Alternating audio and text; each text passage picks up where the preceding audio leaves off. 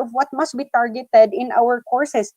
Ang reason of the curriculum map is for us not to have a duplication of some activities targeted already in another subject. Okay? Or for us to be guided na, aba, puro ako introduce na lang lagi, hindi ako nagpapa-practice. Kawawa naman yung bata na walang natutunan kundi puro teorya lang at walang practice. Okay? So, ibig sabihin, kailangan nating maging faithful to the curriculum map. But it's also good for us to visit also our curriculum map. Kasi baka naman, may napag-iwanan tayo na isang program learning outcome na dapat i-introduce doon sa isang subject pero hindi natin na-introduce. Okay? That's the essence of curriculum development. So we visit also our course learning outcomes guided by the curriculum map. And of course, our course learning outcomes should always target the essential outcomes. Let's target also the higher order thinking skills. Because by targeting the higher order thinking skills, we will prepare our students not only for the workplace, but we can actually prepare them for the board exam. Okay? Our topic learning outcomes or unit learning outcomes will determine actually our own topics and activities and assessment in our modules. Okay? So, in revisiting, for example, our curriculum map and in contextualizing our curriculum map, in our practicum for our students for psychology, we are sending them actually to different institutions or agencies. So one part of our new MOPG is this additional protocol for them. So we included that when they will go to MOOC, for example, when they will go to TI, when they will go to universities, and when they will go to the hospitals, ito yung inilagay namin nakasama sa kanilang protocol. Na they will observe all the public health standards because originally walang ganito. So I'm seeing your interns, for example, I do not know kasi may mga nakikita ko dito sa Trinidad na interns daw po sila ng BS Criminology of some institutions here in La Trinidad. So kung mga intern yan at dati naman hindi mo nire-require na kailangang sumusunod siya sa ganitong mga health protocols, sa ngayon kailangan ilagay na rin natin yan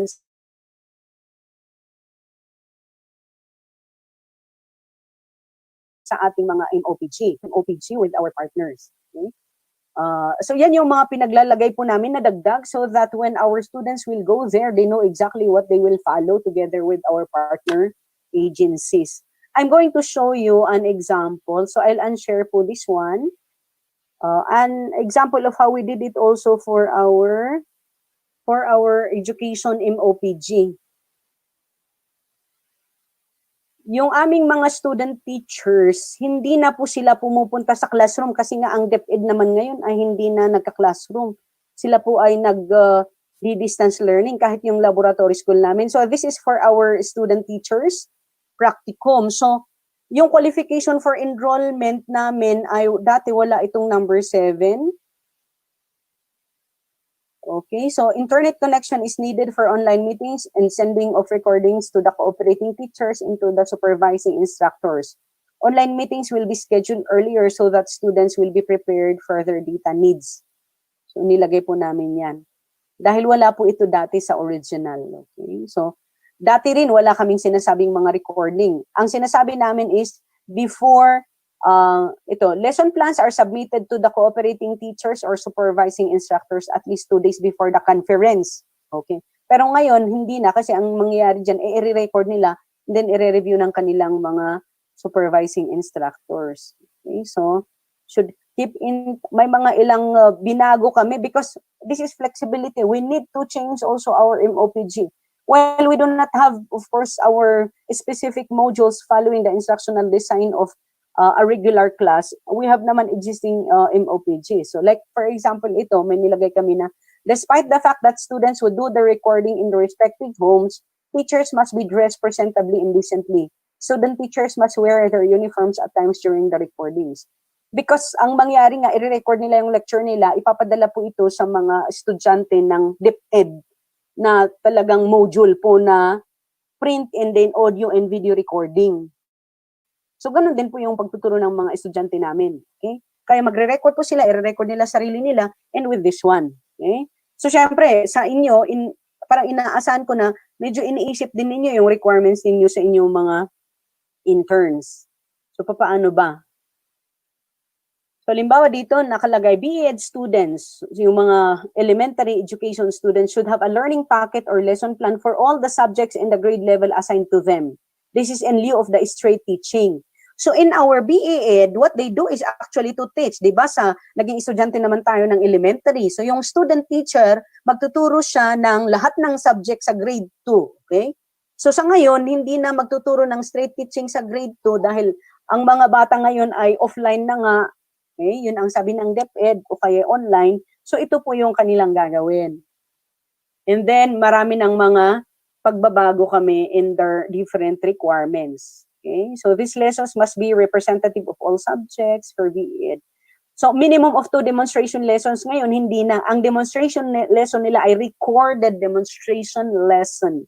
Yan po yan. Kasi kahit naman ngayon nagre-record tayo, magre-record din po kayo ng inyong demonstration lesson. That's why we are also training them to have their own recordings, how to record their lessons, and so on. Okay? So, imagine nyo na lang po. Dati po, journal po ang nire-require namin. Ngayon, blog na po ang nire-require namin sa kanila. Every Monday, isubmit nila ang kanilang mga blog sa amin. Instead na journal, na written journal. And then, screenshot of all attendance to webinars and online meetings. Okay. Dati po kasi, yung practicum namin, every Saturday, meron po kaming ginagawang seminar in the university. We invite experts, okay? Alternative learning system, police officers also, we invite them to teach them as to how they should work as a teacher in the future. But today, with the limitations and restrictions, so ito na po, nire-require namin sila na mag-attend ng series of webinars and online meetings, okay? Ngayon, meron din kaming requirement ng extension. Kasi nga, as a university, we have instruction, extension, and research. And we do that together with our students. And now, ang kanilang requirement na extension is to work with the Project Kalayaan of the Department of Education of the Division of Baguio.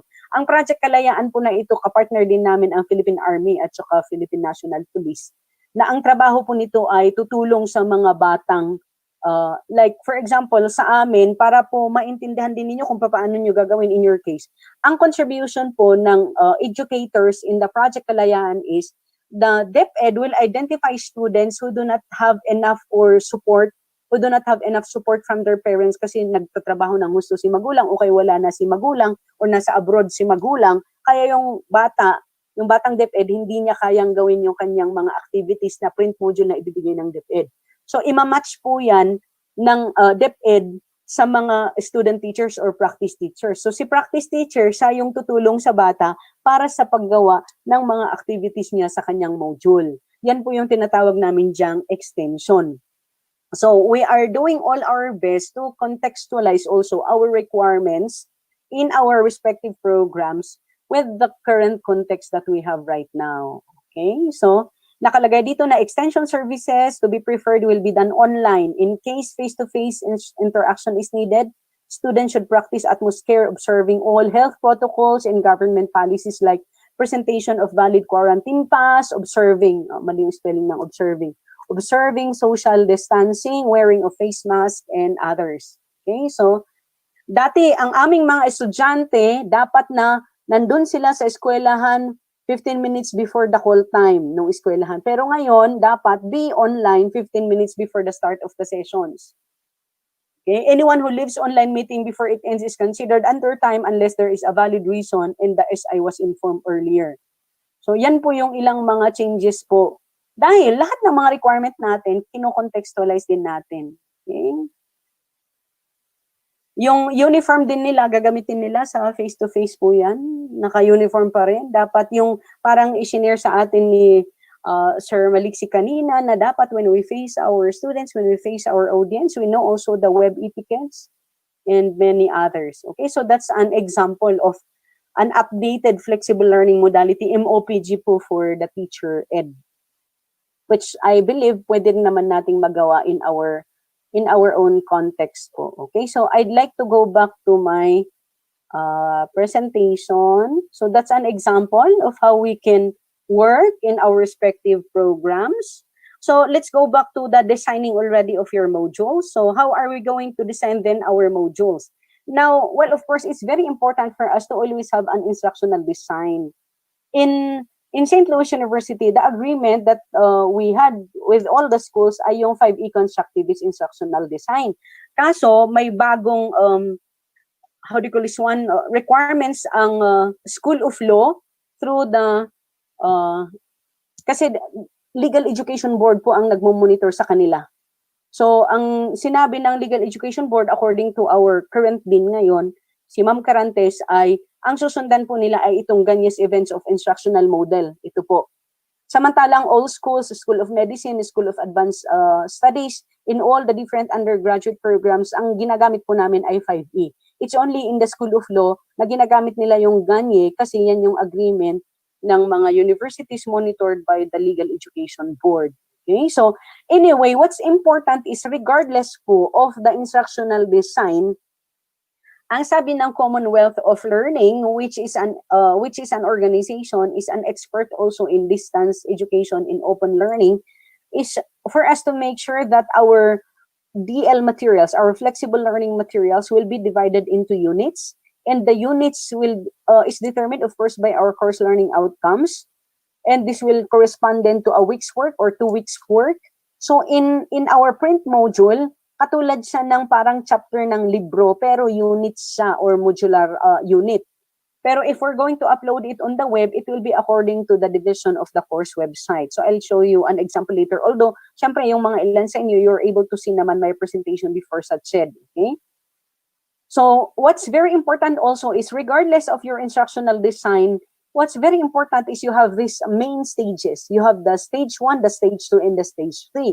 The stage 1 is actually referring to the first 3 stages in the Ganye model. Na what you're going to do is to engage your students to get their motivation, to acknowledge their prior learning, and for you to present the learning outcomes. That's the first part of the module. Okay? And we call that in the 5A constructivist as engage. And the second one is for you to conduct already your lecture or your presentation or your demonstration. So in the face-to-face class, we give a lecture. We give them materials to read. So that's stage 2. Okay? And then we explain it to them, the material. That's stage 2. And then for stage 3, that's when we already evaluate their performance according to our learning outcomes or against the learning outcomes. That's stage 3. Okay? So according to Commonwealth of Learning, again, most ODL study units, whether it's print, computer-based, or web-based, they follow this approach generally. So it is a good basis for beginning to structure your modules. So for example, in the Ganye model, yung 9 events of instruction ni Ganye, ito yung unang 3 activities sa module. To gain the attention of the students, and then to present to them the learning objectives or outcomes, and then to reactivate their prior learning. Ibig sabihin yung mga experiences nila. Bago ka mag-lecture, meron kang activity targeting these 3. And then you present to them your lessons. Like for example, in the School of Law, what they do is to let the students read cases and then explain the contents of those cases and then provide some guidance as to how they're going to do it in their practice, okay, and so on. And then there are already assessment activities and many others. So you can just go over some examples also of this one, just in case you're going to consider this one as part of your design. So, yan ang 9 events of instruction ni Ganye. Okay? Ito naman yung 7E na expansion of the 5E.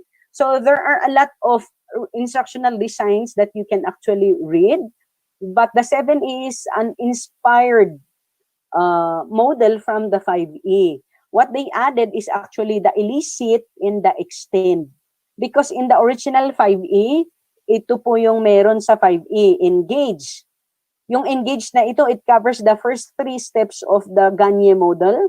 Yung explore ito ay yung next, yung presentation of content in the Ganye model, and so on. So parang kumbaga pare-pareho lang yan. Iba-iba lang yung language po na ginamit. Another is this one. We can actually make use also of this one, inquiry-based learning cycle as part of our module. So it's up to you po kung ano yung gagawin ninyo. Siyempre, ang ginawa namin ay yung 5A. So, ang maipapakita ko po sa inyo ay yung 5A na model. Ito po yung ang National Aeronautics Space Administration. Ito yung ginagamit nila sa kanilang distance education modules. So, ang explore ay you present the content, i-present mo yung mga fact, yung engage mo na is to establish the relevance, to let the students understand the meaning, the essence of that activity. So you can just have one activity until the rest. So to be more specific, ito po siya, yung 5E, and then ito po ang ating pinaka-purpose. Okay. So i-discuss ko muna kung bakit ano yung halaga po ng 5E at saka ganun din yung mga ibang modules natin. Okay. So babalikan ko po ito mamaya. Pero tulad ng sinabi ko, ang nasa mismo, ang ginagamit po nila ay 5E because it can actually describe at least the basic stages in teaching a lesson, considering all the psychological, philosophical, in all other principles in teaching.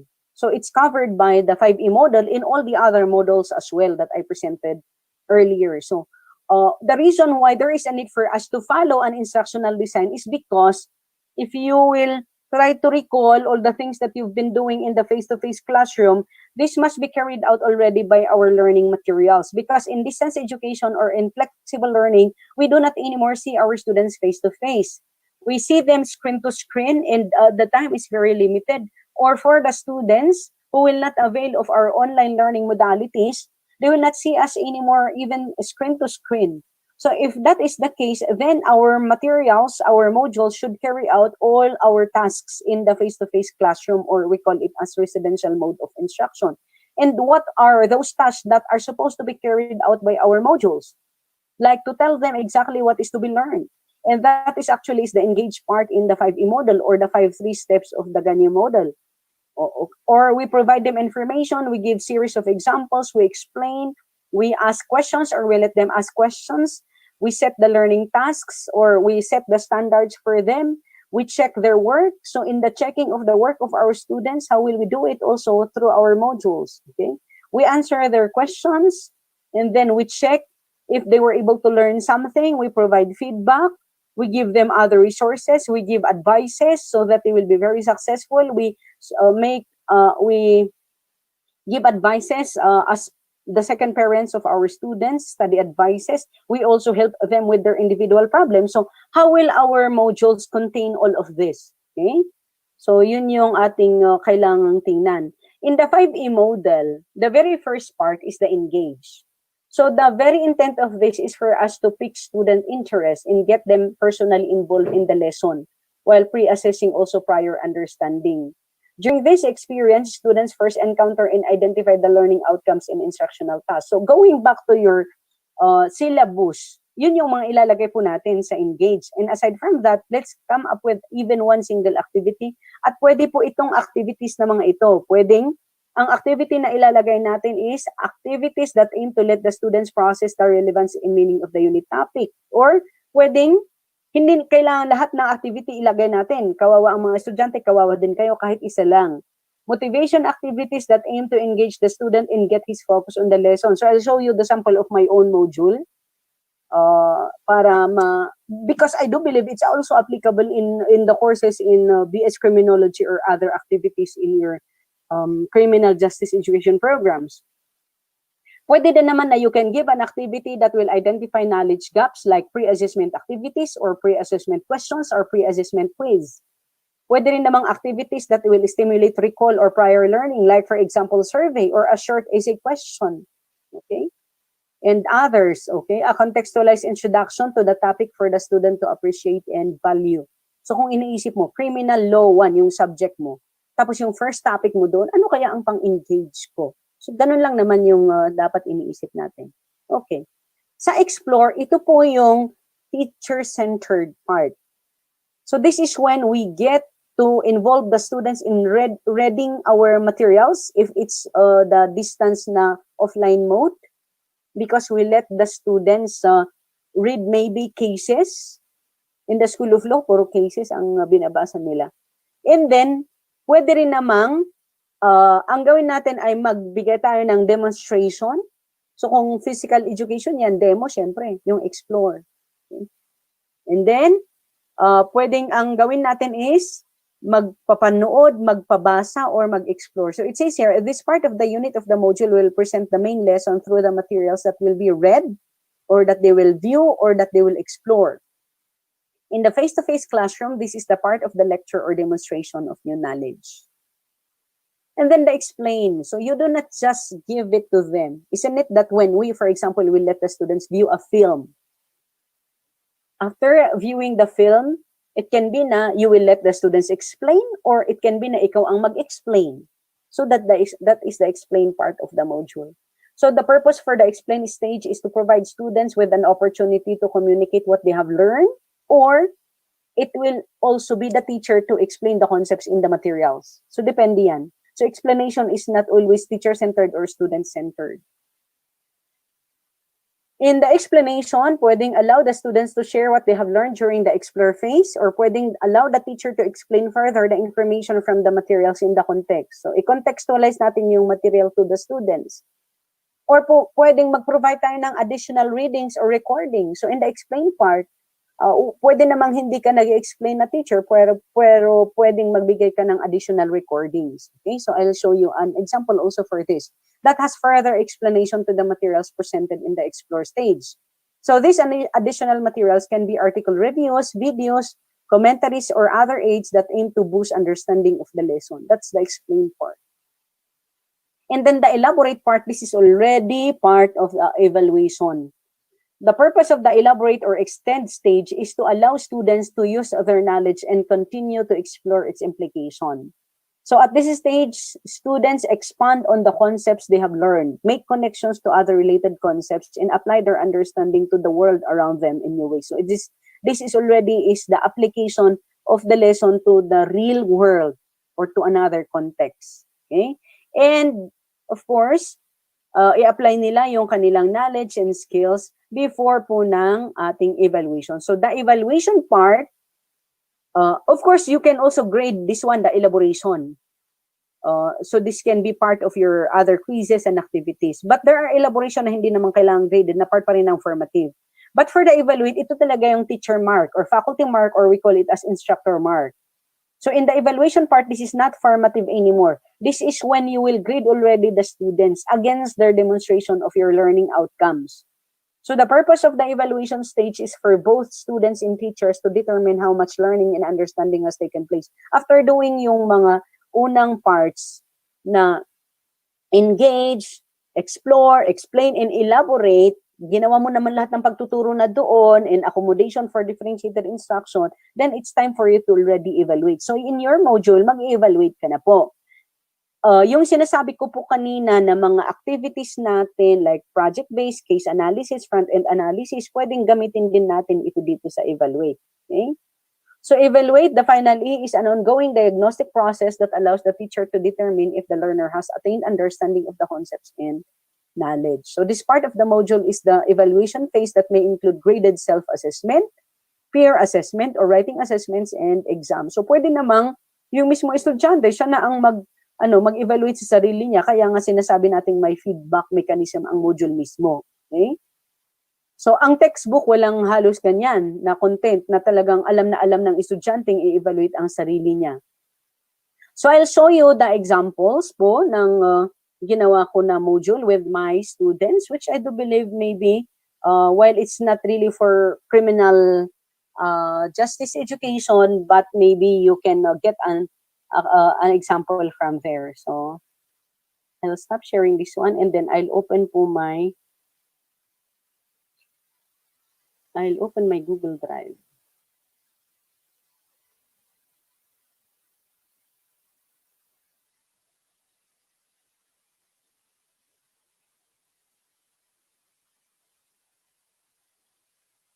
Okay, you're seeing my Google Drive, and then I'll show you po my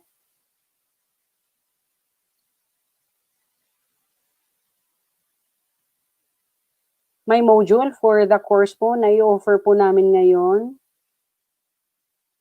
The title of the module is Technology for Teaching and Learning 1. And then, of course, I have here my module 1.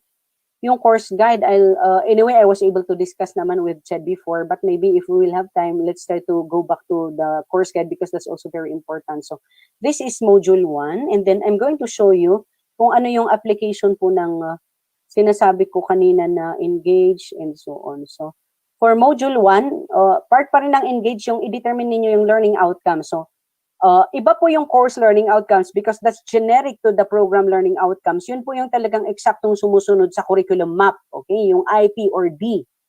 Pero yung learning outcomes for every unit of the module, kasi ang akin pong, balikan po natin ito, ang aking module for technology in learning 1 is module 1, 2, 3, 4, 5. So, ibig sabihin, 5 units po siya. Okay? So, 5 units po siya.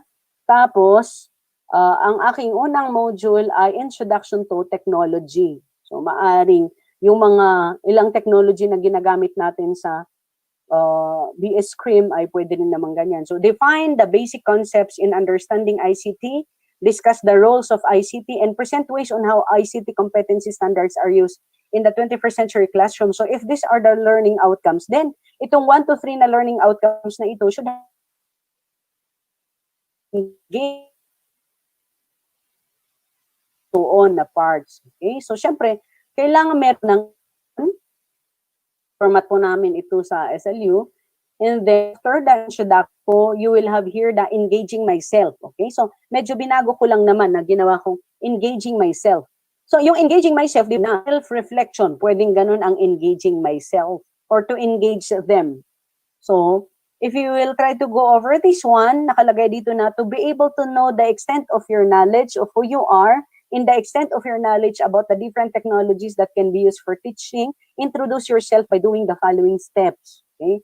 Of the various technologies. So this learning, i-relate mo yung lesson mo doon sa kanyang sariling karanasan. Yan ay isang prinsipyo sa teaching, that the student will value what you're talking about if you will also let the student engage his or her lived experiences. Okay? So that's the activity. Think also of the various activities that were used by your teachers in teaching you in the past. Ganyan yung sinasabi dyan. After identifying all the various technologies you use and by your teachers, think about who you are as a student, as a child, and as a member of the society. Write some words that come to your mind as you think about who you are. Okay?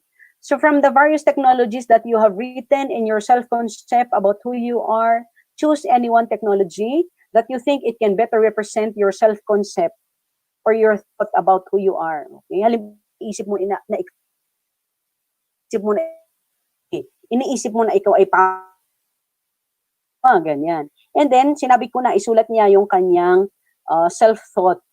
Why ang cellphone represent sa kanyang personality. Okay? So, that's engaging. And then, after that, ipipresent na yung mga materials. Okay? So, exploring my materials, ang sinabi ko dyan, of course, my information. Read the following information to help you attain the learning outcomes of this unit, etc., etc. So, ito yung mga babasahin na niya, basic concepts in ICT pedagogy integration. Now, I will be discussing with you, what if you have an existing book already? So, I've read na ang dami ng mga existing book for criminal law, yung mga ganyan. May paraan po kung paano gawin yan. Okay? Kasi hindi pwedeng kukopyahin nyo yung mga nandoon. Dahil ang dapat gawin ninyo ay gamitin na ninyo yung libro na mga yon na existing, but there is a way by which you may prepare. For example, for this one, instead of presenting to them the basic concepts in ICT pedagogy integration, what you will say is, open your criminal law 1 book and then read pages, let's say for example, 10 to 25. Because it's talking about this issue. Yun po yung ano doon. And then, after presenting all the reading materials or after telling them to read a specific book, what will you do now is to explain. Okay? So, next dito ay, halimbawa dito may mga discussion of UNESCO standards in using technology. Lahat-lahat yung mga yan ang discussion po dyan. Okay? And then, I'll proceed po to the explain. Kasi dito, sa explore, puro yan ay yung mga discussion of the lessons. And you can get it from several books. And of course, we have this copyright law telling us that if you will get not beyond 10% of the material of another author, what you need to do is to cite the author, and that will fall under fair use.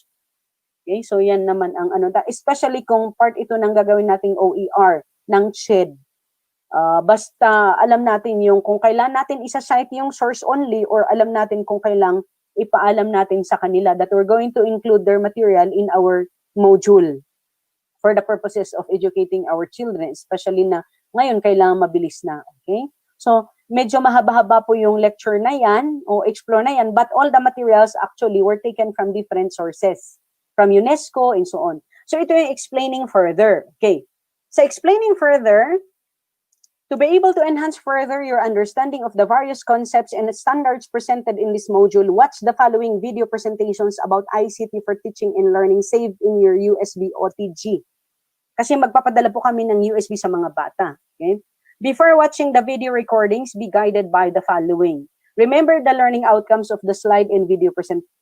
Take note of the key points of the slide and video presentation in your notebook, and then rewatch the presentation if you're not able to clearly get the point. Okay? So, hindi na ako gumawa kasi meron namang existing. And if CHED has existing OERs also, what you can just do is to have it be included in your module. Because with what now, kailangan talagang kung ano yung present at mga libre naman na pwedeng gamitin, gamitin na po natin. Basta hindi labag. So for example, for this one, Module 1, video clip, what is ICT? So papanoorin nila. And then meron ding video clip number 2, Information and Communication Technology for Development, hanggang sa video clip number 4. So 4 po ang panonoorin nila na dagdag na explanation ng mga naisulat ko po sa Explore. Okay? Now, papaano po ito ilalagay sa USB OTG? Papakita ko po sa inyo mamaya. Okay. And then elaborating. So elaborating na po ito yung student-centered na activity, ICT roles in my class. So considering the concepts and various standards in ICT pedagogy integration, so what do you think are the roles of ICT in your future class as a facilitator of learning? Because it's for our student teachers and they will be teaching in the future. Third year po ito. By using the table below, cite 5 ICT roles in the teaching learning process and discuss in the second column some practical ways on how you will let your future class make actual examples to prove your point. So ito yung ICT roles and then ito yung ways on using it in my class. Alalahanin natin ang language na diniscuss ko dun sa chat is it should always be using the first person point of view. And if Sir Maliksi was telling a while back in the orientation na magkakaroon naman kayo ng mga editors, yun yung dapat consciousness ng editor. Na ang textbook, iba yung language niya doon sa ating module for distance learning. All, according to Commonwealth of Learning, almost all or all open distance learning institutions are in agreement that when we will write our modules for distance learning, we should make it very personal to the students because it's our, as I said a while back, our materials that will carry out the way we're teaching them in the class, and we always make it very personal to them. Okay, we do not speak in general when we talk to our specific students inside the classroom. Okay, so that's why you will actually observe in the way I was able to write my module na laging ganon. Okay, and then this is the evaluation part. Okay? The output. Now, for example, yung fecha ko na sinabi ko sa inyo kanina, this is how you may write it. Prepare a 6-minute and a 40-second pecha kocha presentation with 20 slides in your talking head or face that discusses how you will apply the ICT competency standards in your future 21st century classrooms. So in your case, in your future work as a BS Criminology graduate, parang ganon. Okay, yan yung output po nila. And then I need to mention here the rationale. So I am to mention here that we are preparing you as a teacher in the future. Okay. So as a future teacher of the 21st century classroom, you are expected to successfully integrate ICT in teaching your lessons to ensure that your learning outcomes will be achieved. Ang ating activity, students will appreciate it. Let's always go back to the reason why they are with us. So yung PEO kanina, di ba, na we are preparing them for the workplace. Who will be these students when they're already or in the field? Na dapat competent sila, marunong sila sa criminological research, etc. So, kung ganun, di dapat na ilalagay natin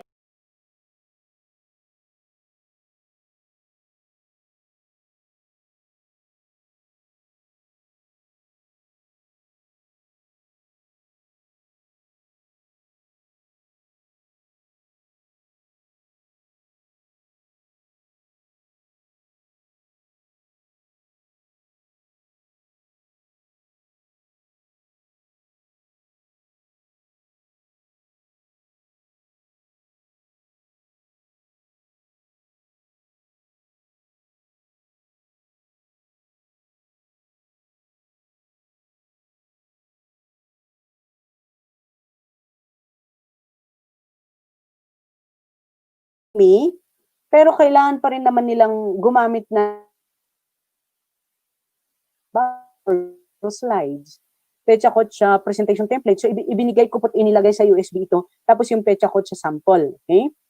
So, I'll show you how it's organized also in the USB later. So, specific guidelines, kailangan po na tama ang ating mga guideline. Kasi nga, distance learning yan, so dapat specific ang guideline natin. The pecha kotsa should not be a lecture or a report.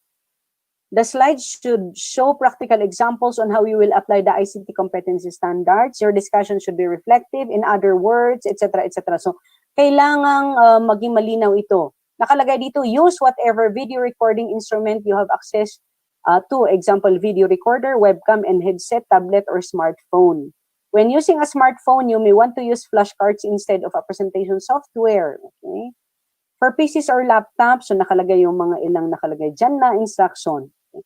Ang isang inilagay ko dito na further instruction, you may watch the sample pecha kotsa save in your USB OTG to give you an idea about how you will do your task. Note that the content of the sample is different from the content being asked from you. Kasi kung minsan nagbigay ka ng sample, kung ano yung sample, yun na lang ang sinundan. And then, of course, importante ang evaluation tool.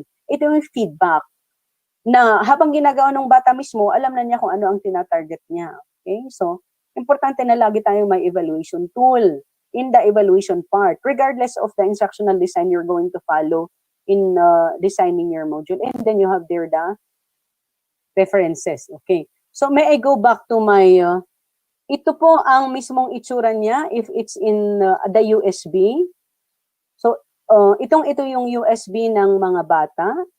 At ito yung kanilang bubuksan. And if you're going to open this one, nandyan po yung sinabi kong pecha kotsa template na sinabi ko doon mismo sa instruction. Okay. You can just Google this one also sa internet, nandyan. Nandito rin po yung aking sample ng pecha kotsa. So, ida-download po nila ito. Naka-Google Drive lang po kasi, kaya kailangan i-download pa yan. Medyo heavy siya. Tapos, nandito po yung, kung makikita po ninyo dito, nakalagay talaga yung, ano niya, Module 1, video clip number 4, ganun, para hindi po mahirapan yung bata. Siyempre, doon sa online, sa course site, ililink lang po ito. Pero dahil ito ay pupunta sa mga estudyante po natin na offline sila, ibig sabihin walang internet connection, so bubuksan lang po nila ang mga video clips po na mga ito. So, isi-save po natin siya. Okay? So, ganyan na ganyan po yung itsura ng, i-off po natin. Ganyan na ganyan po yung itsura ng lahat ng module parts ko. Like, for example, let's proceed to module number 2. So, itong module number 2 naman po ay on ICT policies and safety issues in teaching and learning. Okay? So, ano naman ang kanyang activity for engaging self-reflection on ICT safety issues? Bring out any paper where you may write your reflection thoughts. Okay. So, may introduction ako na sinasabi ng research, maraming mga hindi magagandang nangyayari sa ating lipunan, maraming mga nabibiktima ng mga hacking, mga ganyan. Okay? So, read the following ICT issues and think of any negative incident within. Actually, pwede din naman yung mga ganitong activity po sa inyo dahil ito yung mga issues din po natin, di ba? Sa crime prevention.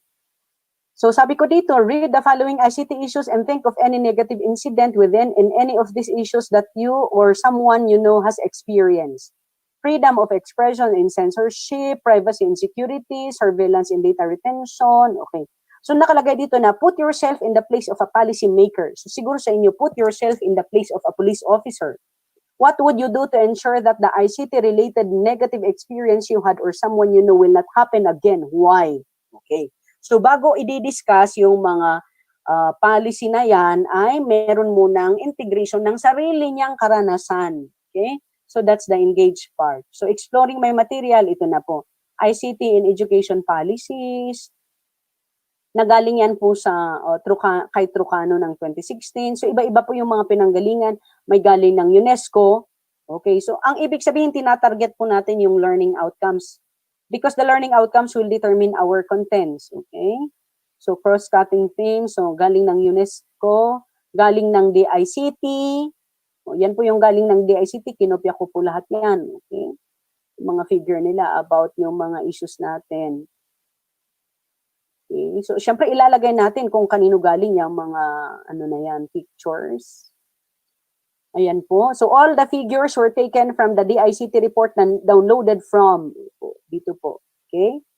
And then, issue number 1, censorship, etc. And then, after this one, meron na naman akong explaining further. Okay? To help you understand the lessons you read about ICT policies and ICT safety issues, watch the following presentation saved in your USB OTG.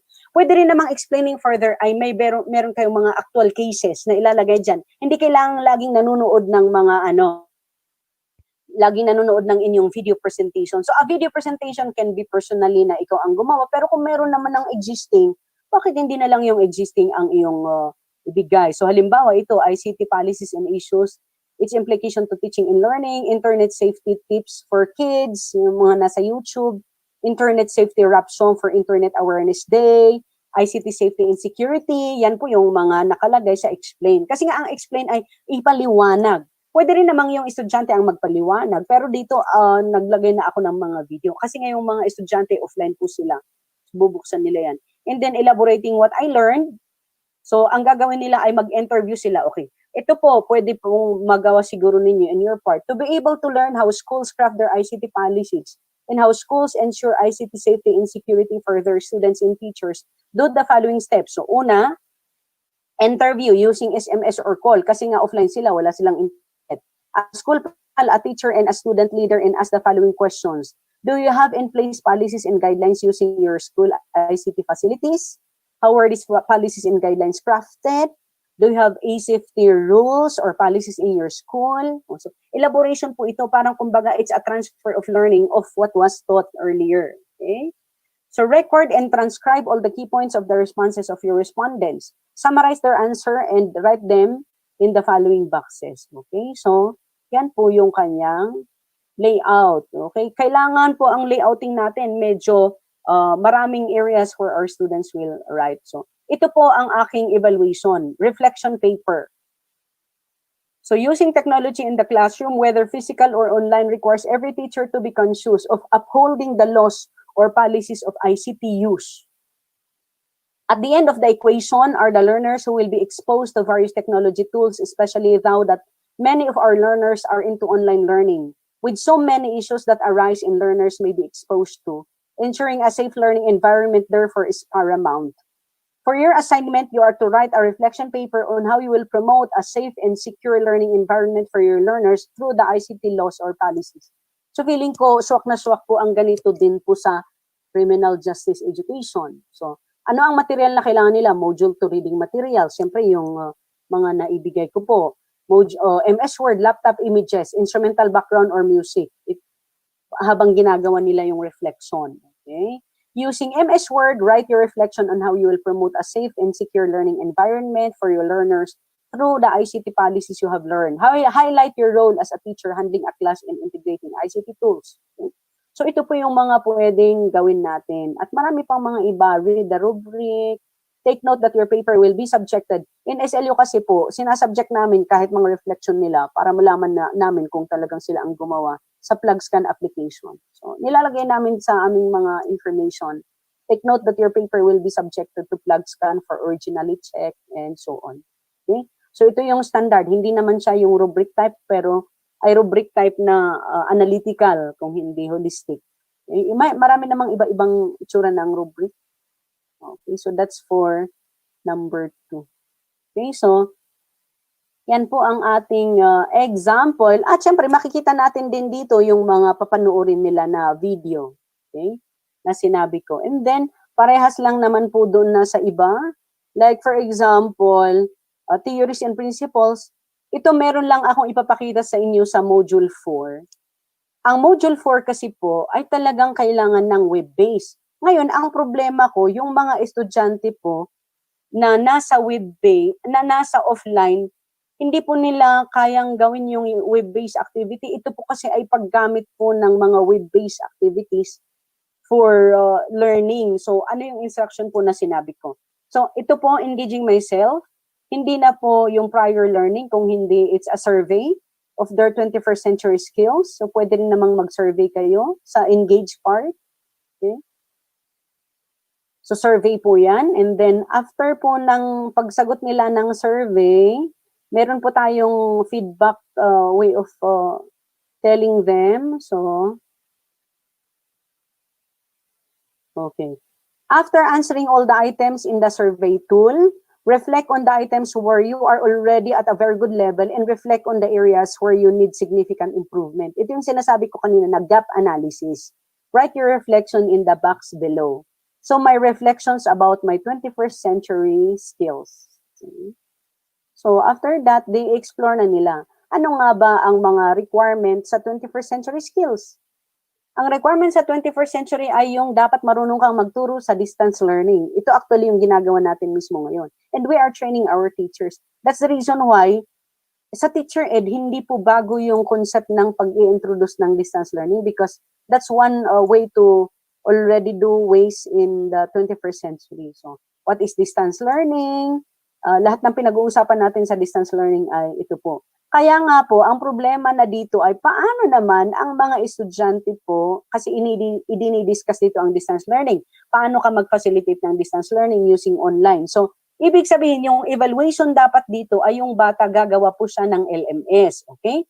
Pero paano yan? Walang face-to-face. So, may I refer you to that portion? Because maybe some of your courses in the BS Criminology program or other programs in criminal justice education ay magre-require talaga ng face-to-face. Okay? So, I have here some statements. Kasi mahaba po yan. Tingnan lang natin yung statement ko doon sa activity. Kasi kailangan, ang requirement kasi dito, ang learning outcome dito ay that the student should be able to develop a learning management system for site at required po dyan ang LMS. So, papaano po yan? Offline po yung bata. So, ang haba kasi ng discussion sa distance education na ito. So, I'll go to that elaboration part. Okay, so, nandito ako sa elaborating. So, exploring learning management system. So, i-explore nila ang learning management system. So, ang nangyari po ay, kasi hindi nga magawa nung bata na gumawa siya ng sarili niyang LMS dahil nga siya wala naman siyang internet connection. So, what I did in the elaboration part is to present how this is done by other professors na nandun. Halimbawa, paano ginagamit ang Moodle, paano po ginagamit ang Blackboard, paano ginagamit ang Schoology, and so on. So, ito po ay diniscuss ko, tapos nagbigay po ako ng further na videos kung paano siya ginagamit ng mga teachers. Kasi nga dapat sana, yung estudyante ko, ay siya mismo yung gagawa. Okay. Pero dahil kailangan pa rin niyang gumawa doon sa evaluation part, ito po. Develop one course site for a specific class in your field of specialization using free LMS like Google Classroom, Schoology, Edmodo, or preferably Google Classroom kasi yun yung gamit namin ngayon. Ang sabi dito, as a teacher in today's learning environment, you will be compelled to teach in various learning modalities. So as a teacher, you cannot say you do not have an internet connection to your students. Hence, you will not accommodate those who may opt to choose online learning modalities over the other flexible learning modalities. So this current pandemic is indeed sending us a message that if we opt to teach and our business is to teach, we need flexibility, innovativeness, and creativity. So kahit na yung estudyante ko ngayon sa third year ay wala nga siyang internet connection. Hindi ibig sabihin na kapag actual teacher na siya, irarason na niya na wala akong internet connection. Kaya yung mga estudyante, bahala sila sa buhay nila. Yun yung issue dyan. Kaya ang mangyayari dito, ire-require ko pa rin naman sila, pero may instructions ako kung paano nila magagawa po ito. Okay, so nilahad ko yung mga materials nila dyan na gagamitin nila, pero I have a statement here. Okay, this one po. While you opted to choose correspondence-based learning modality as a student for now, it will not mean that these required skills to use e-learning applications will be negotiated. So, yung estudyante kasi na pagpapadalhan ko dito, sila nga po yung walang internet connection. Pero hindi ibig sabihin na hindi dapat niya matutunan pa rin ang paggamit nito dahil magiging teacher na nga yan. Okay? Ang mga teacher naman sa DepEd, hindi pwedeng irason mo na wala kang internet connection. So, ganun din yung mga kapulisan na ngayon sa criminology, estudyante pa lang sila, di we understand as professor. Pero pag actual na pulis yan, hindi naman pwedeng magrarason-rason siya na hindi ko alam kasi wala akong internet. Parang ganyan po. So nakalagay dito na hence you will be required to come up with one LMS course site to be able to meet the performance standards of this module. The accommodation to your case due to your concerns on internet connection is for you to do this at the time you will be given the chance to have an internet connection. Just in case you will be given the opportunity to have an access to the internet, kindly inform me through the CP numbers I gave at the start of this module. I may schedule a time to help you create your LMS course site. If for the entire semester you will not be given any opportunity to access the internet for this exercise, I need to give you an INC. Rest assured that the standards that I will use to evaluate your performance will remain the same as those who can do it as scheduled. You will not be given demerits. Okay? Kasi ito kung minsan yung problema. Siyempre, dapat huwag kang magbawas ng hindi porke na late siya, ay may bawas ka sa kanyang score. Okay? So, among the free LMS that you will use, choose one that is preferably yung Google Classroom and so on. So, yun yung mga ilang kailangang ibigay na instruction sa kanila. And then, the evaluation tool. Meron din pa pala akong instruction dito. For the organization of your course site, be guided by the recorded presentation saved in your USB OTG. If you have other concerns, do not hesitate to text me. Hindi ko sinabing you contact me through group chat, you contact me through the course site. Hindi. Kasi nga, naku, anxious ang mga bata pag ganun ang sasabihin mo. Okay? So, yan po ang isang sample ng how we can make our modules adjust with the current condition. May mga ibang samples po dito na medyo parang feeling ko malapit-lapit sa i-show ko lang ha. Medyo malapit sa this is coming from one of our professor in a subject sa BS Soksay na Research in Social Studies at puro mga batas-batas itong kanyang subject eh. So like let's say for example, tingnan ko yung medyo malapit po sa inyong degree activity.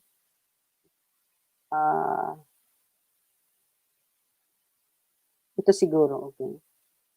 At the end of this unit, you should be able to identify the theoretical propositions relative to your research question. So pwede po naman ganito. Design a conceptual framework for your research question. So, pwede may mga ganyan din po. You can always choose whatever figures you can use. Explain. And then ito po, if you have an existing book, kasi maraming existing book sa criminology, ito yung sinasabi ko po, na to further understand the use of theory in research, read chapter 3 of the book of, halimbawa dito kay Criswell. A copy of the book is provided in the reading materials folder. So, pwedeng ganito po yung gawin natin. Kasi nga may mga libro po kayong existing. Okay? And so on. Okay, so malapit na ang aking 2 hours lang kasi, di ba? Kasi may question and answer tayo. I just like to go back to my original PowerPoint presentation.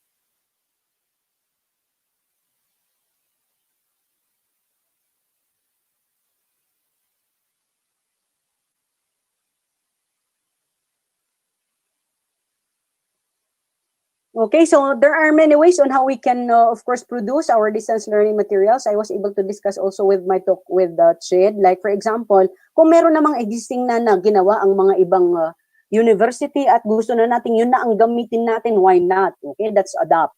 Pero syempre, siguro babayaran natin yung kanilang mga, anong tawag natin, yung kanilang mga royalties. Pero kung meron namang mga existing materials na tayo, like for example, books, ang susundan lang natin ay yung adapt, A-D-E-P-T. And then, kung walang-wala naman talaga, kailangan talagang mag-develop tayo. Okay? So, sa pag-adapt, of course, it has a lot of advantages, like hindi na tayo mapapagod, gamitin lang natin, pero pag magturo tayo, i-contextualize na lang siya. Okay? Yun yung sa adapt an existing ODL material. Sa adapt, ang gagawin natin ay at least na idagdag natin yung mga iba't ibang components ng distance learning education requirements. Like for example, yung mga course guide and other guides. At using, of course, the first person and modular po siya at hindi siya textbook. Okay? Kasi nga, ang isusupport lang natin ay yung existing na textbook. Yung pag-create naman ng material, talagang sobrang walang halos resources tayo. Yun yung problema. Okay? So, kapag meron na tayong mga existing materials, textbooks, may mga pwedeng i-download sa internet, ito yung idadagdag natin, yung course overview, babalikan ko lang ito, na lecture ko noon sa chat ito, dapat may course guide kayo, dapat may study schedule, yung assessment guides, yun yung pinakita kong sample sa evaluation part. And then yung mga assessment materials, kung kailangan nating makilink sa local resources ng mga bata dahil limited ang resources nila, dahil naka-quarantine, at kung ano-ano mga lockdown na, localized lockdown na problema, kailangan nating sumunod. So kailangan malinaw yan sa ating mga module. Okay? May mga summary, may mga audio and video recordings tayo, mga interactive multimedia. So pwede namang yung mga current na nandyan na, ay gawin na natin. Pero kung minsan, walang mga existing, so dapat tayo na ang gagawa ng record. Okay? So, anyway, I was able to show naman some samples of course guides during my talk with Ched, and you have them naman, pinakita kanina yung lecture ko with Ched, diba? So, I will not show anymore all of these ones. You just see to it that when you're going to prepare all of those materials, that still, you will follow your instructional design. So, if you will follow the 5 E's, then ang iyong story pitch, storyboard ay ganito pa rin yung kanyang style. So, for example, ang isang nakita ko ay merong libro sa Criminal Law 1, Book 1. Ewan ko kung tama na ito ba yung ginagamit. So, ang gawin nyo lang ay mag-video recording kayo. Meron akong nakitang isang professor sa YouTube na ito na nagle-lecture siya. So, ito yung sinasabi ko na pwedeng mag-lecture din kayo, i-share ninyo. So, ito po. Diba? So, pwede naman kayong mag-lecture din. They can be detained o pwede silang pulihin. But you have to remember, if ang gravity. Okay, so balikan ko yung i-off natin yan. So, yan po yung pwede nating gawin na mag-lecture tayo. We can use Zoom for our lecture also while we discuss our lessons. Okay, so yan po ang isang sample na pwede nating tingnan para po sa explain part. Okay? Now, syempre, may mga ibang examples po tayo na na-share sa inyo with the Ched last time. You can go over them. So, what's very important is when you're going to develop your materials, that you will be guided also by other requirements. Like, for example, when you will order your content from simple to complex, known to the unknown, kaya nga meron tayong parang engaging the prior knowledge of the students and then presenting to them those that they do not know, etc. Okay? Until we will proceed to the evaluation part. That's how we order our contents. Let us see to it that in our course guide, we have all of this. So I made mention of the proactive intervention, to call them, to text them, and many other ways on how you can reach them. Because it is only in doing all of this that we can let our students finish their courses on time. Okay? So, may mga ilan sa, halimbawa sa website, nakalagay na mismo ang inyong mga schedule. So I have here a schedule sample. As I shared before with Shed, importante po talaga ito for pacing purposes. So in your Google Classroom, pwede rin ang ganyan na may mga schedule po talaga. So, orient them through your course guide. So let's have a very complete course guide for our students. We can have also a course guide which is a printed or an interactive course guide. Okay? So I'll just show you an example shortly of an interactive course guide kasi hindi ako nakapagpakita last time sa Ched ng course guide so that our students will know exactly what they will expect. So this is a course guide na binigay po namin to our students in SLU.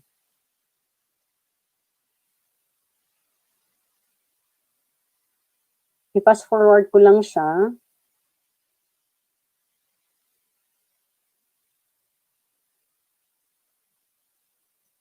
Dahil mahaba, para lang magkaroon po kayo ng idea.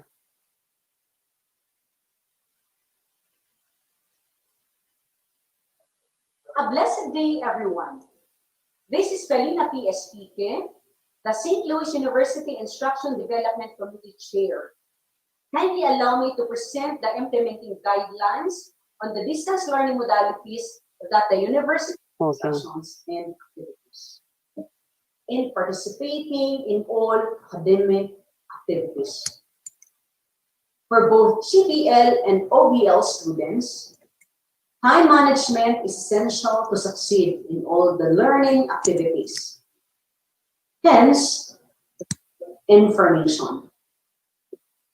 Student interaction with peers and the instructor or faculty in an online-based learning or correspondence-based courses, as it is in the traditional classroom, must be observed. Okay, so sample lang naman po yan. ng isang interactive. Kasi kung minsan, gusto naman nila na hindi yung binabasa lang nila yung print, katulad ng sample na binigay ko sa inyo last time.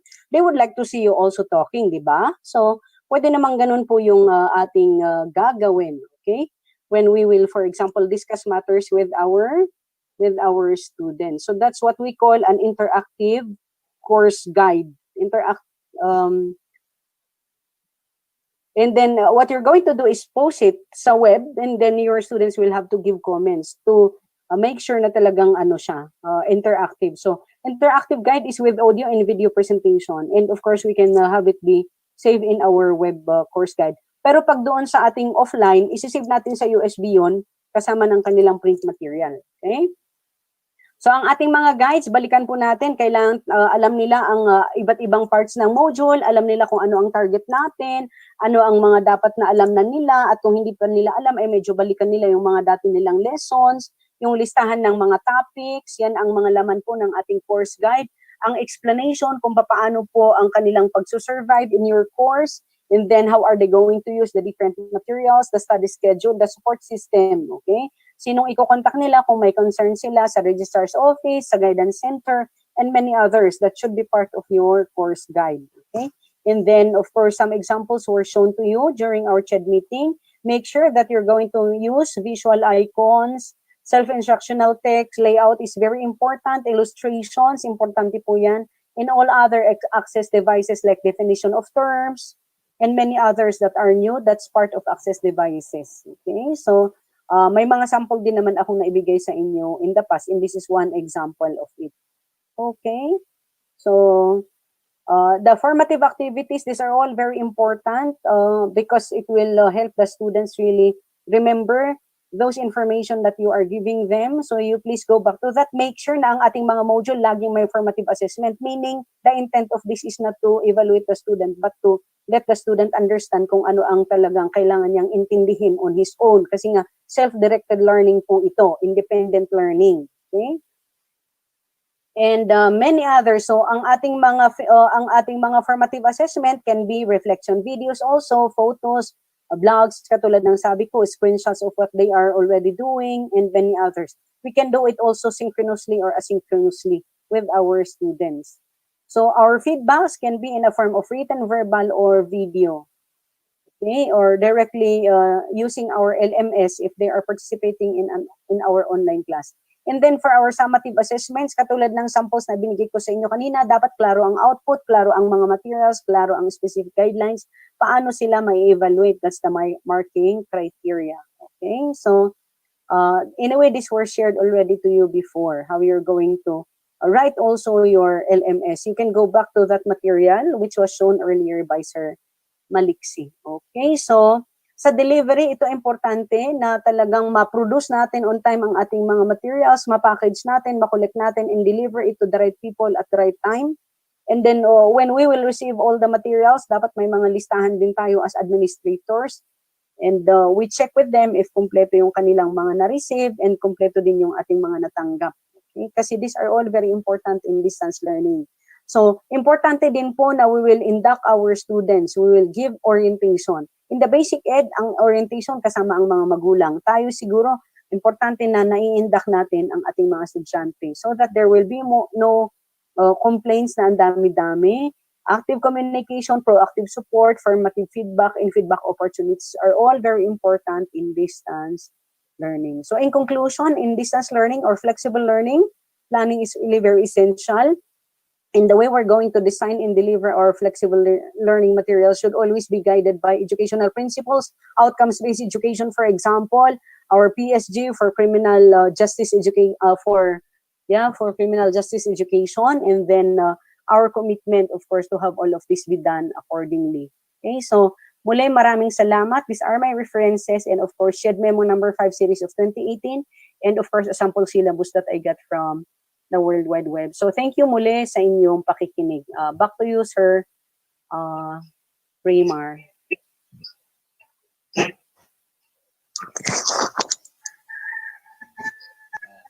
Again, ma'am, napakaganda ng sinabi mo. Thank you very much, Dr. Felina Spique, for shedding light in developing flexible learning plans and modules for us in the criminal justice education. Truly, the discussion helped us a lot in targeting course and program learning outcomes in making our module. Pero hindi pa natatapos doon ang lahat.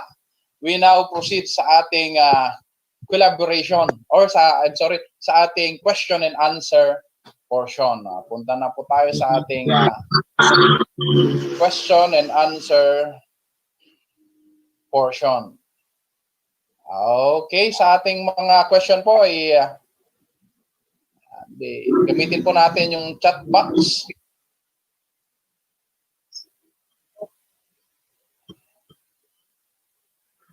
Any questions from the members of the council?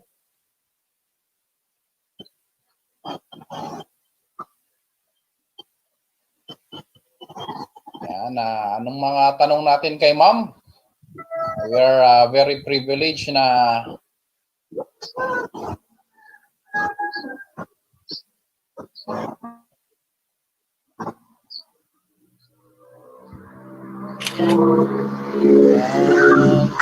question. Okay, question coming from Ma'am Sina Bestre. Ma'am Bestre? Kung hindi lumalabas sa ating chat box, maybe we can utilize yung ating oral. Ma'am Bestre, you are recognized, ma'am. Hello, Sir Rimar. Oh, hello, Ma'am Bestre. Is my voice clear, sir? Please. Yes. Yes, ma'am. My question to ma'am is that, of course, we acknowledge and we appreciated much her sharing. And my question is that in the preparation of module 4, is it necessary for us to specifically mention in the learning domains? I'm referring to the 3 learning domains, the cognitive, affective, psychomotor, because we've been writing module and it needs to be specified in there. So which is why, aside from the learning outcomes, do we need to specify per course? Ma'am, thank you. In the document of CHED CMO for this series of 2012, nakalagay doon, di ba, na dapat alam natin yung knowledge, skills, attitude, or values, kay SAV. And that's actually referring to the 3 learning domains. The cognitive, the affective, and the psychomotor. So yung cognitive doon, yun yung knowledge, yung skills, ayun yung mga psychomotor natin. Then the affective will refer to the, anong tawag natin dyan? Will refer to the attitude and values. Hindi naman siguro kailangang ilagay dahil ang importante naka-align tayo. Kaya nga kailangan klaro po sa ating mga program learning outcomes, curriculum mapping, kung ano yung ating ita-target in every course. But of course, per unit din, hindi pwedeng ang laging target natin ay cognitive. Kaya may mga self-reflection, di ba yung mga ganun, that's actually more of targeting the affective. May mga ilang nilalagay naman talaga nila, like sa lesson plan, isasabihin mo na cognitive, affective, psychomotor. Pero siguro, wala namang nagsabing kailangan nandiyan dyan because the modules naman na nai-encounter ko, hindi laging nakalagay doon. Ang importante actually, holistic talaga yung pag-target natin sa learning outcomes natin. So not necessary, it's not a requirement that you will place it na cognitive, affective, psychomotor. Baka mamaya magkamali pa kayo na ilagay ninyo affective pero hindi pala siya nagta-target sa affective domain. So to be safe, I do not think na kailangang ilagay po natin. Kasi especially na medyo nagmamadali tayo na gumawa, kung may mag-QA at makikita ng QA, halimbawa ng SHED, di ba mag-visit ang isa, na ilagay mo doon na affective, hindi naman affective yun. Baka magkakaroon pa ng problema. So, not necessary, ma'am. You can always put it, but not a requirement. For as long as we know that the entire course, ang itatarget natin talaga holistic yung development ng bata, ma'am. That's how I can answer it, ma'am.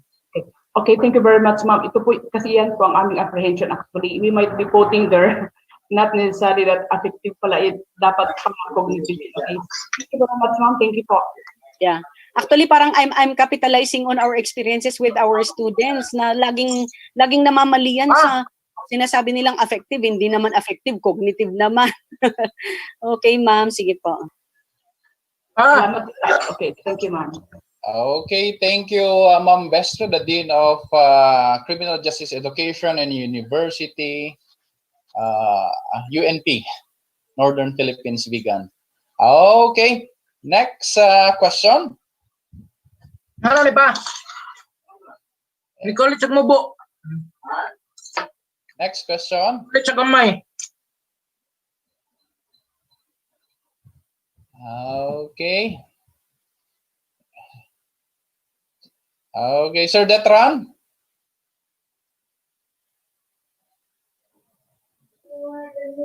Yes, sir.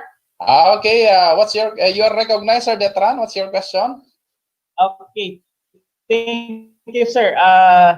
Thank you very much, Ma'am Felina, for yung topics po for this day. And part po kasi ng output namin for as a result of this seminar is a concerted efforts to create mga modules po, and we are planning to create board of editors, ma'am, and if we can request again your professional help to be part of the board of editors po, if possible. My pleasure po, Sir Detran. Wala pong problema. I can be of help. Basta sana mapayagan ng pagkakataon. Pero at least kasi medyo okay na yung mga modules namin. Baka pwede, sir. No problem, sir. Okay, ma'am. Thank you very much po. Okay, Sir Detran from PhilCST, the Dean of PhilCST. Napakaganda ng question mo, sir, na maging part natin si ma'am to deal with our module making, at napakaganda din ng sagot ni ma'am na yes. Thank you very much, Ma'am Felina. Another question. Any other question? Sir Aldrin. Approve. Sir Alex. Any other? Yes, sir. Okay. Okay, any questions, Sir Alex? Clarification. Sir, si Sir Winston ata may question ata. Ay, si Sir Winston. Okay, Sir Winston from University of Northwestern University in Ilocos Norte. Okay, Sir Winston, you're recognized.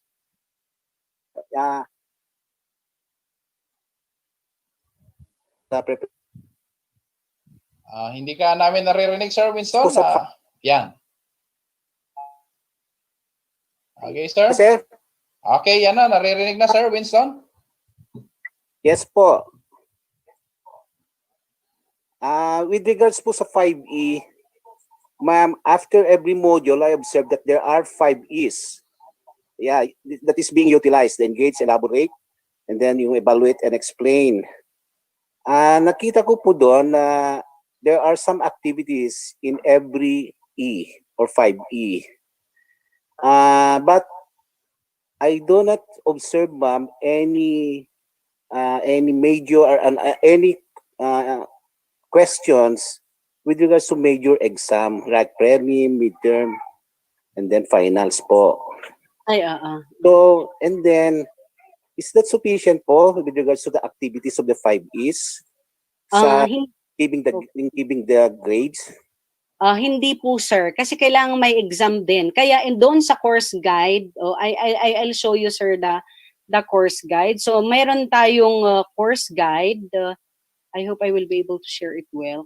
Sa course guide, nakalagay doon na maliban po doon sa ating 5A, ay meron po tayong, saglit lang, meron po tayong exam. So may I show you po yung ating course guide. So meron tayong, sa course introduction, nakalagay po dito, sir, yung ating course guide, yung table of contents, and so on. So, meron po talagang exam yun. May midterms po kaming and finals. So, halimbawa, dito sa course guide, di ba, may course study schedule and so on. So, i-discuss mo po dito. Yung nandun po sa 5E, ayun po yung mga assignment 1, assignment 2, at mga formative, okay? But, nakalagay po dito na meron silang midterm examination, a combination of an essay and a multiple choice type of examination. Kung bakit po kailangan magkaroon pa rin kami ng multiple choice ay dahil nga may board exam ang EDUC at talagang kailangan masanay po sila sa multiple choice. So may final examination din po sila. Ito yung combination of an essay and multiple choice type of examination. Ang nailagay lang po namin ay ang grading system nila, sir, is 80% yung nandun sa 5E kasama yung evaluation at ang exam po nila ay 20%, sir. Kasi mas mabibigat po kasi authentic yung mga projects po nila. That will also prepare them for the board exam, sir. So, yan po yung aming course guide. Okay? So in the module, meron po kaming nandito po, sa halimbawa nakikita nyo dito, may examination. So nakalagay po dyan yung midterm examination, sir. So yan po, and then ito.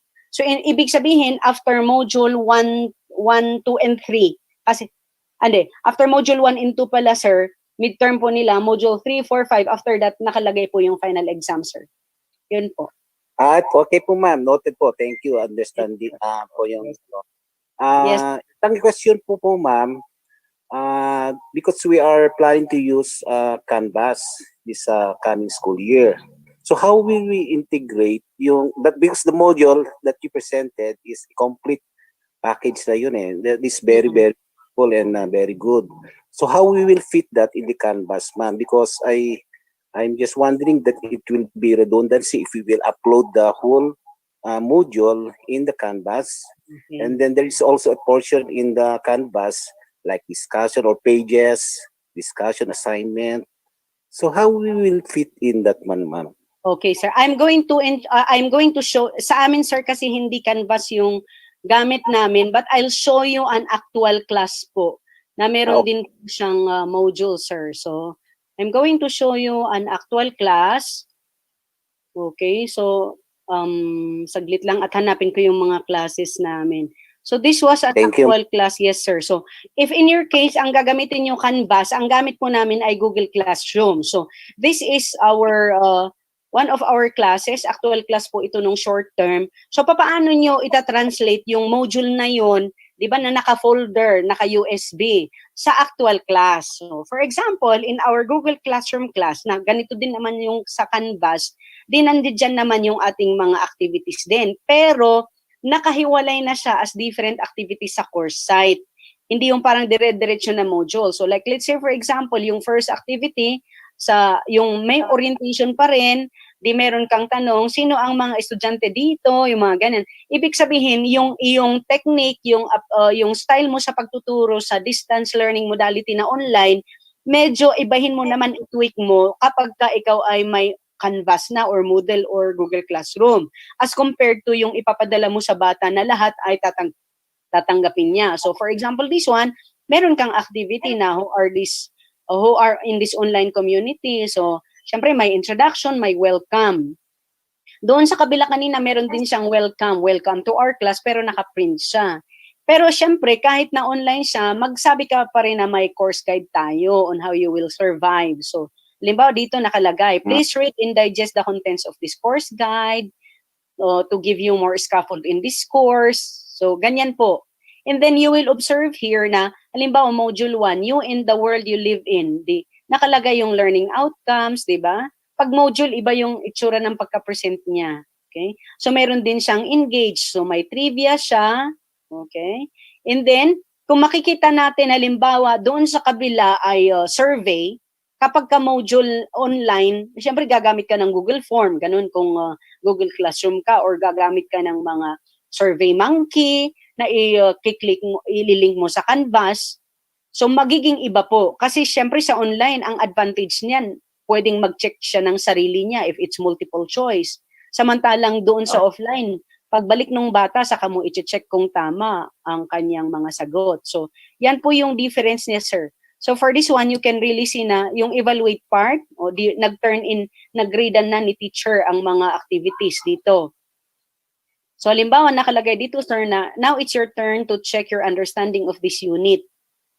So, ito po, na-submit ng mga bata, ito po, nag-grade na nga po siya. Okay, so, yan po yung magiging para pagkakaiba niya, sir, sa at saka doon sa actual na print material, sir. That's a very good question din po, sir. Thank you. Back to you po, Sir Raymar. Okay, Thank you, ma'am. Okay, thank you again, Sir Winston.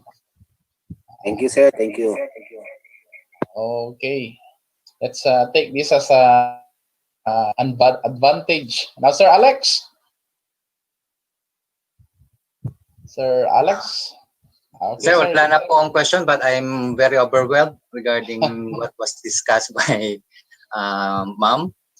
We would like to thank her for her expertise and for sharing, of course, not only the expertise, but of course, what they have right now that we could apply in our field, and especially later on during our activities, hoping that we could implement, or hoping that we could incorporate what we have learned today in our developing or creating our own modules. Thank you very much, ma'am. Welcome, Sir Alex. Okay. I just like to reiterate, hindi lang po basta 5E ang instructional design. There are many designs that you can use at yun ay pwedeng pag-agrihan na rin po ng inyong asosasyon. Okay, so thank you, Sir Alex. Overwhelming po talaga ngayon. Ang dami-daming mga ano. So let's take good care also of our mental health. Okay, sir. Thank you po. Okay, thank you, Sir Alex. From Don Mariano Marcos State University, San Fernando, La Union. Ayan. Maganda dito para yung output natin magiging maganda talaga. Lalo na yung tinatawag nating hindi tayo nakaka-violate dyan sa plagiarism. Kasi yan yung isang mga issues. Aaray yung mga authors natin dyan. Okay, any more questions? Okay,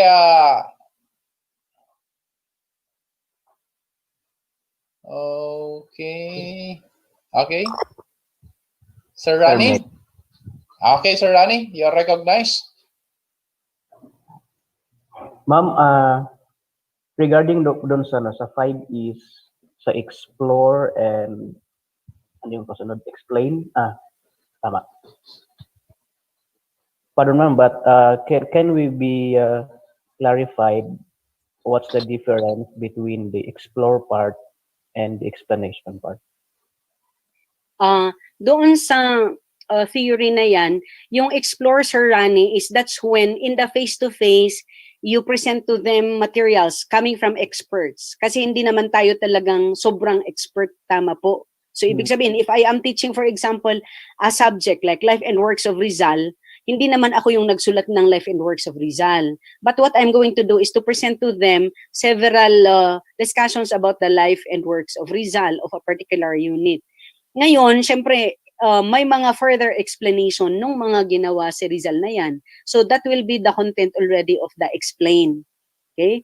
Na ang explain ay, katulad ng nasabi ko kanina, pwedeng yung explanation ay, let's say for example, may libro si Agoncillo about life and works of Rizal, pero meron ding mga researches na nagsasabi na ito yung mga other na information actually na hindi nasabi about the reason why this happened, yung mga ganyan. So pwedeng yun ay mga research articles, o kaya pwedeng yun ay galing sa video, mga analysis, o kaya pwedeng galing po sa inyo to further explain what was presented. Because the explore is actually more of giving them information from, like halimbawa sa inyo, yung libro mismo sa criminal law, hindi naman yan halos talaga naiintindihan ng bata, pero baka may mas maliwanag na explanation from a video or mas maliwanag na pagpapaliwanag nyo, sir, that's the explain, or pwedeng isang kaklase ang magpaliwanag. So, ibig sabihin, yung pagpapaliwanag or explain ay it may come from different sources. So, the explore is actually more of the materials. But the explain may come in different forms, sir. So that's the explain, sir. Yung elaborate is the transfer of learning. Paano mo ito gagawin kung ikaw na ay nasa field? Ganun po yun. Paano mo ito magagamit sa actual na buhay? That's the elaborate, sir. Okay, ma'am. At least klaro po, ma'am. Ma'am, thank you very much. Yes, Sir Rani, welcome po.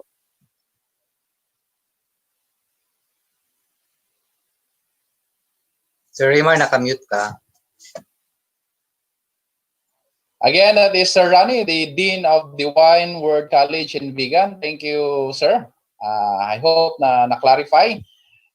Now, let us also acknowledge the presence of our CHED Director in Region 1, Ma'am Myrel Faith, ma'am. Ma'am Myrel, thank you. Hello, ma'am. Yes, ma'am. Thank you, Sir Raymar. Thank you, ma'am, Dr. SPK, for the loaded information and module writing. Maybe, Welcome yun nga, na. makikipag-collaborate na po kami sa inyo, ma'am. Maraming salamat po. That's all, sir.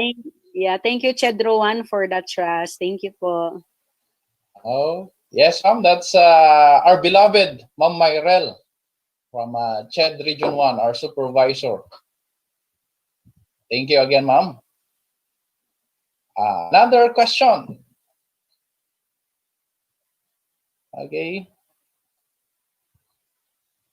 Ma'am Christy Fango. Ma'am Christy?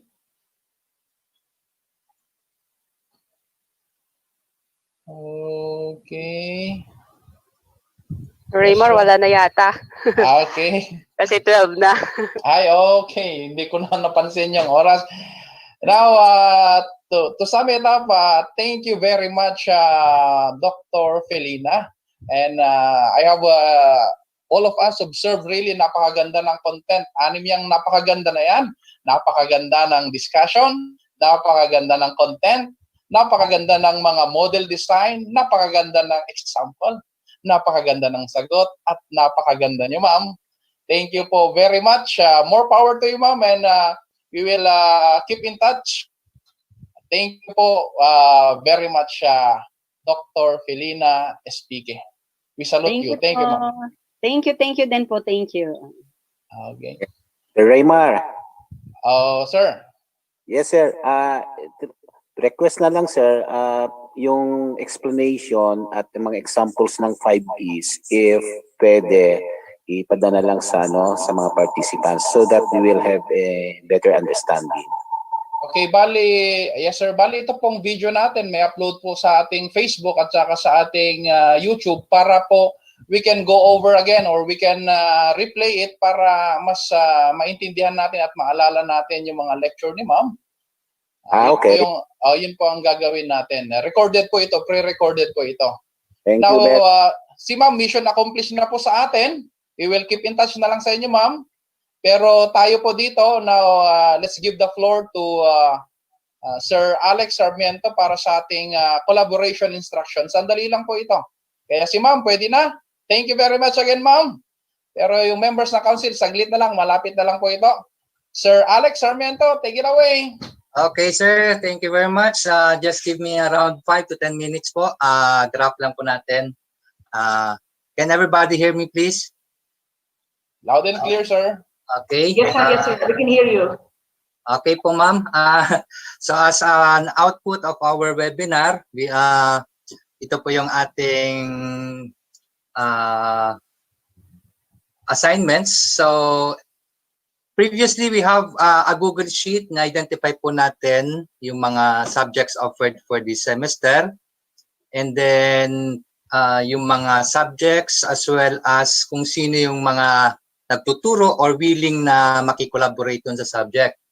So, ang ating purpose is to,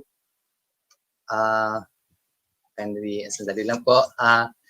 So, our activity is a collaborative development of flexible learning plan or modules for criminal justice education.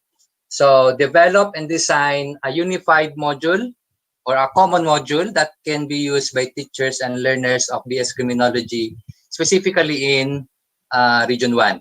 So, our task is to divide the council or the participants into small groups.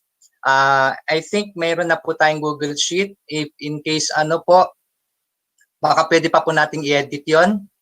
Baka wala na tayong oras na i-identify po ngayon kung sino yung mga members ng group. Then, assign members of the group. First thing, pag meron na po tayong grouping, identify a project leader or per group, kung sino yung mag-lead.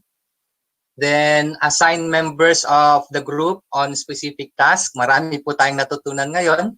So, pwedeng yung isang subject, pwedeng i-assign ninyo per member of the group per lesson or per unit. Sila na po yung bahalang mag-design pertaining to the 5 E's or kung ano man yung contents doon. But first, likewise, may I advise that we create likewise a group chat or line of communication per group so that they could have a continuous communication while doing the modules. Likewise, as a group, discuss and agree on the common learning objective, outcome, the content, activities, the time frame, the mode of delivery. So, yung mga natutunan po natin ngayon, kaya na pong with regards to learning outcome and content, paki-visit nyo na po yung PSG natin and then try to incorporate po ano yung mga kailangan po natin maidagdag, especially for the new subjects po. Plan and design a workable learning module on the subjects assigned, incorporating all necessary requirements, as I've said, under the PSG curriculum and what we have adapted, the knowledge we have adapted as of today. You are given, tama po ba, sir? 1 week po? Yes, sir. We are given 1 week to submit a draft output to the council secretary for compilation po. So, let me reiterate also that the e-certificates will be issued upon submission of the outputs po. So, likewise, your deans or school heads would be updated on the status of your outputs or for the output of each participant. And then afterwards, after submission of the outputs and compilation, then doon na papasok po yung ating board of editors or pool of experts for critiquing, editing, validation, etc. And then we will schedule another meeting for the presentation of the final module created by each group, and then hopefully distribution and dissemination of the final copies of the module after the presentation. Yun lang po, sir. If there are any suggestions from the body po. Sir Raymar, Yes, sir. Yes, ma'am. Sir Alex? Yes, ma'am. Siguro, may we have a black and white agreement regarding ito para at least meron tayong halimbawang tawag dito. Alam naman natin, 'di ba, yung mga legal basis natin. So whatever na pagmitingan natin ngayon, sino po yung secretary ho natin, i-black and white para yun po yung magpirmahan ho tayong lahat para wala hong kumbaga merong kasulatan yung mga pinag-aagrihan ho natin. And secondly, maybe we can also ask permission from our officials kasi minsan po alam na ho natin na may mga ibang schools na whether we like it or not, ayaw mag-share or if not, may mga legal implications din po kasi yung mga ganitong pagkakataon na yung mga plagiarism, etc., etc. Siguro mas magandang mag-black and white muna tayo, sir.